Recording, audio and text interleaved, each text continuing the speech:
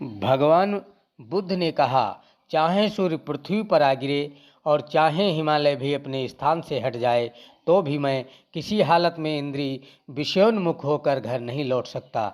मैं जलती हुई आग में प्रविष्ट हो जाऊंगा, किंतु बिना अपने मानवता के कल्याण के उद्देश्य को पूरा किए घर नहीं लौट सकता। इतना कहा और अपने दृढ़ निश्चय के कारण तथागत सर्वथा उपेक्षावान होकर उठकर चल दिए। उम्र के 80वें वर्ष में भगवान बुद्ध वैशाली के चापाल चैत्य में विहार कर रहे थे। उन्होंने आनंद से कहा कि 3 महीने बाद तथागत महापरिनिर्वाण को प्राप्त करेंगे। आनंद ने प्रार्थना की कि बहुजनों के हित के लिए, बहुजनों के सुख के लिए, लोगों पर अनुकंपा करने के लिए एक कल्प तक और जीवित रहने की कृपा करें।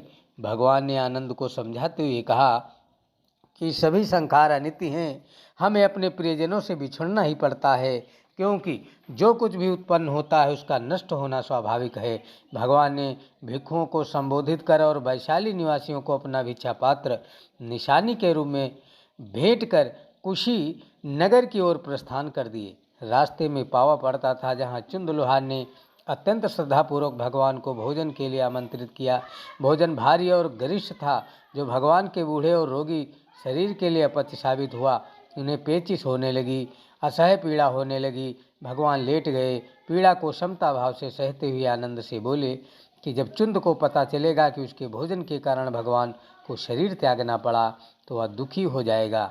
लोगों के ताने सुनकर तो और भी व्याकुल हो जाएगा। इस चिंतन मात्र से भगवान का करुणा हृदय द्रवित हो उठा और उन्होंने आनंद से कहा, आनंद, ध्यान रखना, उस श्रद्धालु उपासक चुंद के मन में किसी प्रकार की दुश्चिंता जागने न पावे, मेरे कारण वह दुखी होने ना पावे। उसे समझाना कि तुम्हारा यह भोजन दान तुम्हारे लिए पाप नहीं बल्कि पुण्य का कारण बना है। जिस भोजन को ग्रहण कर तथागत ने पापी मार्ग पर विजय प्राप्त की और सम्यक संबोधि पाई, सुजाता की खीर का वह भोजन दान जैसे सुजाता के लिए असीम पुण्य का कारण बना, वैसे ही तुम्हारे इस भोजन को ग्रहण कर तथा अनुपादि विशेष निर्वाण धातु को प्राप्त हुए हैं, सदा के लिए मृत्यु राजमार्ग के चंगुल से मुक्त हुए हैं। अतः तुम्हारा यह भोजन भी सुजाता की खीर से कम पुण्यदायी नहीं है, कम फलदायी नहीं है। आनंद,